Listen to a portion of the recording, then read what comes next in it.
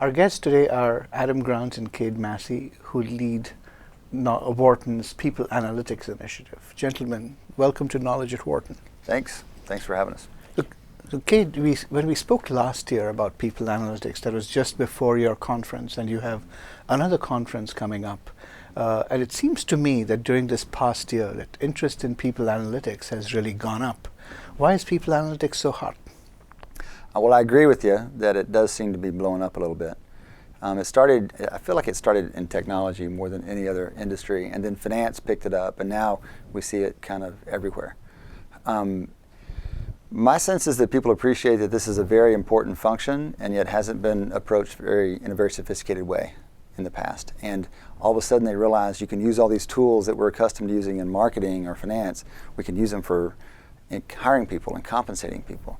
And what's better than that, given how important those things are to an organization? So it's the potential, people seeing the potential of this, that's making it popular. Adam, what are your thoughts on why it's becoming so popular? Yeah, I didn't even know it existed until Cade and I ended up working with Google about 5 years ago, and they'd built this whole people analytics team that was a mix of traditional HR folks, consultants, engineers, and folks like us who study organizational behavior. And it was amazing that they were able to take questions that used to be answered based on intuition and actually run experiments and gather data to figure out what were the right choices to make. And I think that Google's gotten a ton of press for all the great work they've done in this area, and other leaders have started thinking, why aren't we doing this? Shouldn't we be making all of our important decisions based on evidence too? Yeah, should we just be giving Laszlo Bock credit here because he's been like an evangelist for this? Surprisingly, he's been out there, he's the head of HR at Google, and he's always been very willing to say, hey, this is what we're doing, this is what you should be doing. Kind of uncharacteristic for someone to say that essentially to his competitors. So one of the things I find very interesting about People Analytics is, as you said, Adam, how a lot of decisions, HR decisions that used to be based on intuition are now sort of migrating over into data-driven decisions. So can you give me some examples of, say, if you take hiring as the first point of engagement between a company and an employee, how is hiring changing because of People Analytics? So people are very interested now in can we identify from objective measures who's going to work well in our firm. So rather than having to bring them in here and talk to them in person, can we grab their GPA in college and where they went to school and who they worked for and predict somehow from these inputs how they're going to be. If you could, that'd be great, right? Because you save a lot of time, you can process all these applications real efficiently. So that's pretty promising, or at least that has a lot of appeal. Now there's more appeal to it than substance right now because it's really hard to do. But that would be great if you can pull it off, and it would be great. Any investment you can make in making that happen is going to have high returns, but it's still new. So there's no silver bullets. But people are drawn to it because it could be great if it happens. So based on the evidence, does it matter where you went to school? Wow, this is like a question that people with high school age kids are forever asking, right? They're like, does it matter if they go to Princeton versus the state school? Is there good evidence on that? I don't know if there's good evidence on that right now. I mean, I think it's a debate that continues to rage. But my favorite research on this is Caroline Hawksby's. And if I remember correctly, what she shows is that it's mostly selection effect. So that if you come out of an Ivy League school, you typically will end up with a higher income and more job opportunities. But all of the characteristics that led you there were visible before the university chose you. And it was essentially, bringing in an ambitious and talented group of students to begin with, as opposed to something magical that happened in your 4 years. That being said, we like to think that we're doing something of use. No, exactly. Magical happens here at Wharton MBA. Magical happens. But what I like to say is that probably great schools provide an advantage through the network that people get to know, maybe through the training. But it's kind of like stereotypes. There may be true differences in social categories between people, but people believe these differences are bigger than they actually are, and there's huge variation within the category. So there's huge variation in outcomes from people who come and go to Penn, and there's huge variations in outcomes from people who go to Penn State. And there's a lot more overlap between these two things than people think. So let's say the hiring step is over, and now you're onto this next step of onboarding people. What can people analytics do to improve the onboarding process? So, we need to be careful not just, laud Google at every turn, but they are an organization that has looked at this explicitly. And they did it in the best possible way. They ran experiments on let's onboard in this way and then manipulate a different group in a different way to see what actually makes a difference. So it's not just telling stories, we're actually doing science here to figure out what makes the most difference. And I don't know the details of the study. This is something they've been doing for the last couple of years. But they recognized the onboarding process as kind of really important and completely underexplored. So they went out and ran an experiment. Do you remember the details of this? There's one finding that jumps out at me, which is when they looked at all the things that make a difference in the first few days or first few weeks of your time at Google. Probably the most critical thing to happen is just that you meet your manager on day one. And people are busy, right? You may have a lot of direct reports. It may be also as a new hire that you're being sent to a lot of different places. But based on that evidence, they said, look, one of our rules for onboarding is you've got to meet your manager on day one. And that's such a critical part of building a bond between an employee and an employer. It's not to say that we didn't know it was important for you to meet your manager, but I think all of us, right, myself included, really underestimated how much of an effect that would have on day one. And so I think that's an example of the kind of thing we've learned from their work. Something else they talk about a little bit that seems wise is that a person's success at a company often depends heavily on who they work for. And yet who they work for is essentially completely outside their control. And so this isn't exactly onboarding, but it is early career, early stage consideration. If things aren't working out, you need to be wise about it and not just blame that person. And you probably want to see that person in more than one circumstance before you draw too strong a conclusion about it. This is just, they're both examples of being more systematic and scientific about evaluating your employees or trying to train your employees as opposed to the old school kind of would do this because this is what we've always done. So once you start working in the company, increasingly we find that more and more of us are working in teams. And teams are very often geographically dispersed or very often across different countries, but also across generations. So you have baby boomers and millennials sort of having to figure out how to work together. What can we learn through people analytics about the creation and construction of high-performance teams? So an infinite number of things, and this is such a rich area, and Adam, I'm sure, has his favorite examples. One of the ones that I first think about is recent work by Chris Chabris and his colleagues on team IQ, essentially. And they do some really interesting stuff that looks at the productivity of teams as a function of their individual characteristics versus what they do collectively. And he finds that there is something, they seem to find something like team IQ that is different from the sum of the parts. It's not that if you put all the smart people together that they produce the smartest work. It's that they need to be people who understand how to work with each other and work as a part of a team. There's something unique about team level intelligence that's different from the sum of the individual level intelligence. And I think to build on that, there are probably ways that you can compose a team to enhance the likelihood, right, that they'll be intelligent as a group. So one of the things I hear a lot is that diversity is good. And there's no question that we get a lot of value from diversity in terms of people bringing unique perspectives, thoughts, skills to the table. But when you look at personality research, there are some characteristics on which it's actually helpful to have similarity as opposed to variety. So if you look at the data, extroversion, introversion is the clearest trait where variety is useful. Your team of whole extroverts essentially never starts working on the task. Team of all introverts often forget to bond, and the data say that the most effective teams have a mix of the two. But don't necessarily stretch that into every other personality trait. If you look at a personality trait like agreeableness, for example, people who love social harmony, one of the worst things you can do is put them on a team with people who are extremely critical and skeptical, because the disagreeable people are feeling like they have to walk on eggshells constantly. Meanwhile, the poor agreeable people, they have this catch-22 of, I can be really agreeable and act disagreeable like the disagreeable people and then hate myself afterward. Or, I can be really agreeable and then, it doesn't quite gel. And so there it's actually helpful to have either similarity in personality or a consistent norm of how we're going to interact. And so I think we have to be really more thoughtful about composition than we have been in the past, probably. And one of the things that people analytics brings to that task in general is just the inclination to study it precisely and ideally to run experiments around it. So again, we're not just going to take conventional wisdom, and we're not going to take, something that's written by someone who used to run some teams. We're going to actually collect some data and run some experiments and ask these questions and figure them out. So let's push a little bit further on the diversity aspect. As you know, there's been a lot of some controversial news as well about, say, women and high technology companies, for example. Has People Analytics come up with any evidence that shows, how gender roles and even racial roles are related to performance?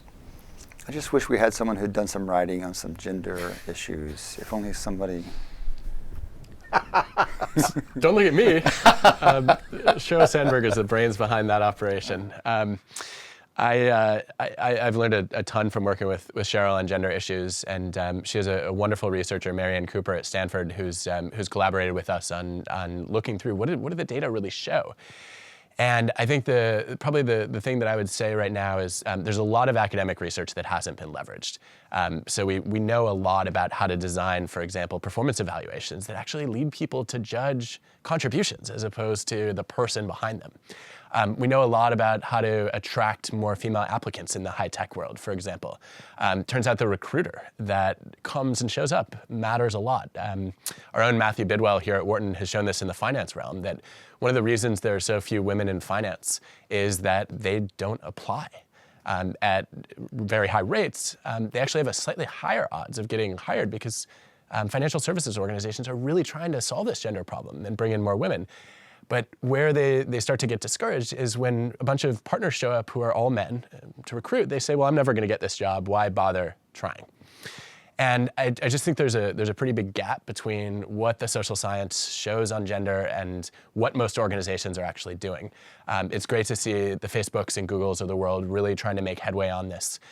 We've also seen, I think, a growing number of consulting firms make gender a big priority in their people analytics work. So I know this is a big topic McKinsey is working on right now.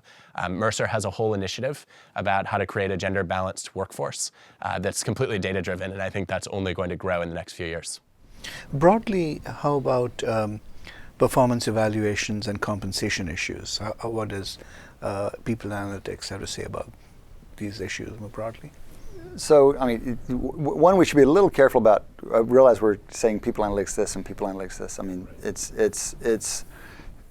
not a terrifically well-defined space. It's mainly just bringing data where data hasn't been used before. And in kind of a Moneyball spirit, it's not taking conventional wisdom and saying, we're going to be evidence-based here, kind of regardless. So there is an intersection, though, with some fields like psychology and the biases that people bring. So one of the real motivating factors for us, because of the worlds we come out of, is we can actually improve decision-making by using these tools. And performance evaluation is a classic example because there have been so many biases that show up in performance evaluation. So it's giving People Analytics maybe too much credit because it's really just a vehicle to bring in some psychology we've known about for decades. But because we're being more rigorous and and focusing more on how we can improve this process, we're able to ferret out some of those biases. So in many different ways. So trying to keep opinions, for example, independent. So you don't want people to judge. I don't want to judge Adam after having heard you judge Adam. We try to get the opinions independent like that. We want to judge as much as possible blind, so we don't bring information about a person to the table that isn't relevant, because we know for a fact from decades of research that if we know things about them, it's impossible for us to separate that. So I think People Analytics has just kind of helped that cause. We can't give them too much credit because we've kind of known it, but it's been a great vehicle to ride. And I think Kate actually just touched on something that brings us full circle, which is we talked about the important role Google has played in really stimulating interest in this field, but I think Moneyball and the way that sports analytics has taken off was probably the other catalyst, and Kate was on the front lines of that at least, over a decade ago before I even knew it existed. Yeah, professional sports has been ahead of almost the entire non-sports world in using these tools because their whole existence is the performance of these individuals, and they've got better data. They can see inputs precisely, they can see outputs precisely, and so you can often look at what's going on in sports around analytics now and know that 10 years from now those tools are going to trickle down. And even just the rigor and the scientific orientation of the people who use the numbers are better, but literally because the guys who crunched numbers for baseball 20 years ago were figuring things out. So Google has come up a couple of times in this conversation. Are there any other companies or organizations even that you have been impressed by the work they're doing in this area, and what other companies can learn from their experience? As soon as we open that box, we got a long list to go down. Across industries, and Adam has been very active lately with a lot of these firms, but I want to start out by saying there have been some firms who have focused on this for a long time. So like Deloitte & Touche has had a workforce analytics practice for a long time. Some of the new folks in the financial services have been, Goldman Sachs has undertaken a big initiative over the last couple of years. Credit Suisse has been very interested with some full-time people, but now we have to really talk about everybody. Johnson & Johnson is involved. Adam's got a longer list, I'm sure. No, I'll just add a few, from other industries. Teach for America, particularly on their selection or what they call admissions domain. I mean, they've been tracking for years. What do they need to assess in the hiring process to figure out who's going to be a star teacher and who's going to stick with us? JetBlue has actually made a lot of headway in this area as well. They're doing work in several different domains. One of my favorites is recognition. So how do you actually build a science of recognition so that you know when it's important to give people a sense of gratitude and appreciation? Do you make recognition public? Do you make it individual? There are all sorts of questions that the managers have basically answered on intuition for years that now, the airline industry, when there's so many customer appreciation events that happen every day, is really sort of opening our eyes to how do you do this more effectively? The Teach for America is such a great example because as we're talking about Google and Goldman, you wouldn't think necessarily to go to the not-for-profit world, but they are the best we know on the hiring. I think I was just talking about this at lunch actually, that if I could name one firm that knows the most about their hiring practices, it'd be those guys. Now they're kind of ideally suited for it because they see 50 or 60,000 applications for kind of the same job, and so it's this perfect stream to get good at. But we have learned, I can tell you, the Wharton MBA admissions group has learned and improved their processes because of the way Teach for America hires people. Absolutely, they've got a lot to teach a lot of people. So what's the secret ingredient of how do you choose the best people to hire? You know what it is? To recognize that you're never right and that you're never going to be done. Those are the two things. It's unbelievable what Teach for America does. They say, we say all the time, we're never going to be done. This is not a one-time project. It's not a one-year project. We're never going to be done. And the other thing they say, which is amazing, is they say, these are our metrics. These are our objectives. We know they're not right. We know they're wrong. And that leads to a continuous conversation about, okay, how can we refine them? In what way are they wrong? And how can we tweak them? But they say, we know we're wrong. That kind of humility is a great counterbalance to analytics, because you can get pretty confident about your model. You can get kind of in love with your model. You need the humility that says, we're wrong, we know we're wrong. Humility is a good thing overall. It is, and I think actually it's part of the founding of the evidence-based management field that I think people analytics probably belongs to.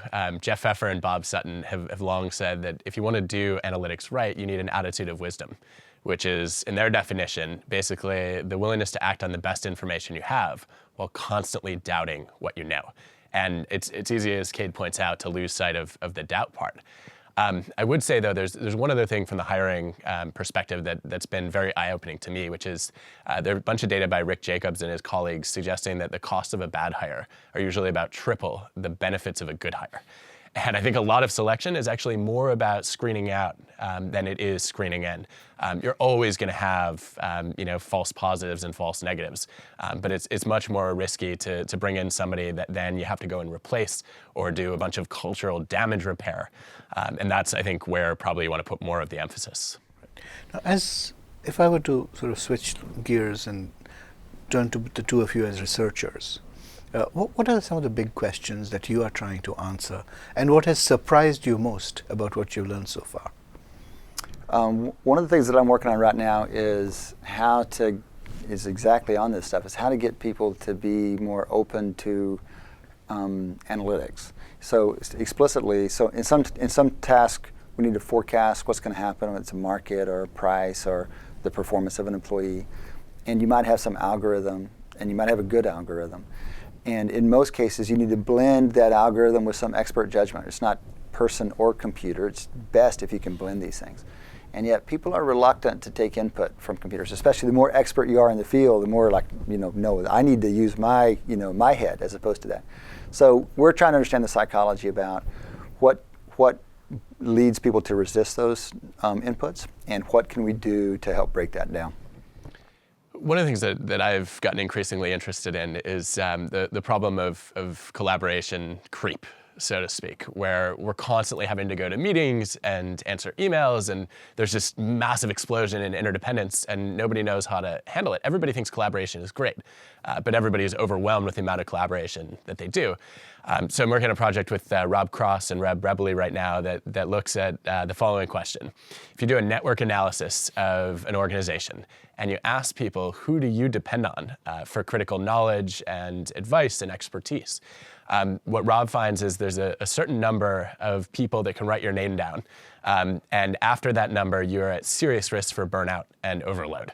And I think that, of course, the unanswered question is exactly where does that number fall? But it turns out to actually be quite deadly to have everyone depending upon you for expertise. And I'm interested in how do you redistribute the help, the insight, the connections, so that it's not all bottlenecked in one or two people. Right. That's really interesting. And one final question. If you were to look at people analytics and the state of knowledge of the field today, where are the biggest knowledge gaps? And what should be done to fill them? I would say in being effective, not just running better numbers, but actually making change in organizations. So it's one thing to have a fancy regression model or to really have some insight numerically. It's a very different thing to actually translate that into action. And it kind of doesn't matter how good your model is until you get good at that translation. And it's kind of natural that's going to come later. But right now, everyone's enamored with the models and the data and the analysis, and it's not going to matter unless they can actually persuade and change an organization. I think, from my perspective, probably the biggest unanswered question for people analytics is what Cade's working on right now, which is why don't more organizations do this? And how can you get senior leaders to realize that just because sometimes these variables are hard to measure doesn't mean you shouldn't bring better science to them. And what does it take to open the minds of leaders to recognizing that if we had more data, it won't replace our jobs. It will actually give us the tools we need to make better judgments. Great. Okay, Adam, thanks so much for speaking with Knowledge at Wharton, and good luck with the conference. Thank you. Appreciate Thanks. it.